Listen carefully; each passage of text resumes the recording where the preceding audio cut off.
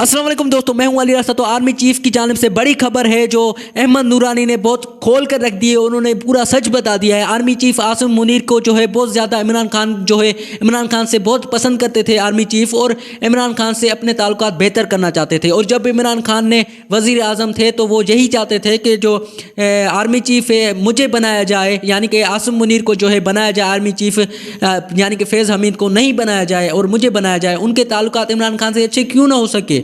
مشکلات آتی رہتی تھی بیچ میں۔ جب عمران خان اور عاصم منیر ایران کا دورہ کرنے گئے تھے تو وہاں پر ایسا کیا ہوا جو عمران خان نے جو ہے عاصم منیر کو ISIA کے عہدے سے ہٹا دیا تھا؟ احمد نورانی کی جو ہے پوری رپورٹ آپ جی ذرا سنیں۔ لیکن یہ وہ کر رہے تھے، اس کو فیسیلیٹیٹ کر رہے تھے اس سارے معاملے کو، اور لیکن الٹیمیٹلی میں نے آپ کو عرض کیا، کل بھی میں نے یہ بات کہی کہ الٹیمیٹلی جو دوسرا گروپ تھا، جو جنرل عاصم منیر تھے، یہ بھی بڑے ہی زبردست طریقے سے کنیکٹڈ تھے۔ انہوں نے بھی، بعض لوگ اس کو بھی غلط رنگ دیتے ہیں، یہ کوئی عمران خان کے مخالف نہیں تھے۔ ہمارے لوگ جان بوجھ کے سلیکٹو جو ہے نا وہ بات بتاتے ہیں، سلیکٹو سچ بھی بولیں تو سلیکٹو سچ بولتے ہیں۔ پورا سچ یہ ہے کہ عاصم منیر بھی عمران خان کے فین بوائز میں ہی سے تھے، اور وہ DGISI کے طور پہ ان کے ساتھ ایک کلوز ریلیشن شپ چاہتے تھے، عمران خان کے ساتھ مل کر کام کرنا چاہتے تھے۔ سب ظاہر ہے وہ دوسرے گروپ، یعنی کہ فیض حمید وغیرہ سے نمبر آگے لے کے جانا چاہتے تھے، وہ عمران خان کے ذریعے ہی آرمی چیف بننا چاہتے تھے۔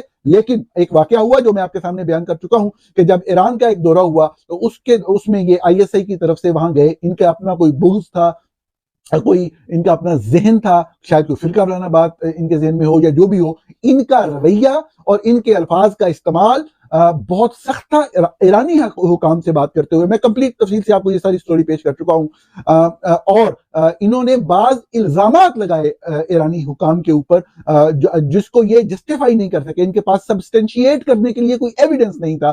الٹیمیٹلی جب ایران نے آفیشلی رابطہ کیا تو جنرل باجوہ، یعنی کہ فوج عمومی طور پہ اس چیز کے اوپر اپنی ریکمنڈیشن دیتی ہے، ان کے کہنے پہ ان کو اس عہدے سے ہٹایا گیا۔ ان کی خواہش تھی کہ عمران خان باجوہ کے کہنے کے باوجود نہ ہٹائیں، لیکن تب ظاہر ہے کہ ان کو ہٹایا گیا، ان کی پوزیشن سے ہٹایا گیا، DGISI کی پوزیشن سے۔ وہاں سے ان کو پتہ لگ گیا کہ اب عمران خان کے ہوتے ہوئے میرا نمبر تو نہیں آ سکتا، چنانچہ انہوں نے دوسری سائڈ پہ گیم شروع کر دی۔ اس طرف سے یہ بات فیاض حمید کو بھی سمجھ آ چکی ہوئی تھی کہ آگے جو معاملات چل رہے ہیں عمران خان حکومت کے اکانومی کے حوالے سے، فیوچر کے حوالے سے، وہ شاید۔ اگر آپ کو ہماری ویڈیو پسند آئی تو ایسی انٹرسٹنگ ویڈیو دیکھنے کے لیے، ایسی سچی خبریں سننے کے لیے ہمارے چینل کو سبسکرائب کریں اور ویڈیو کو لائک کر دیں۔ اللہ حافظ۔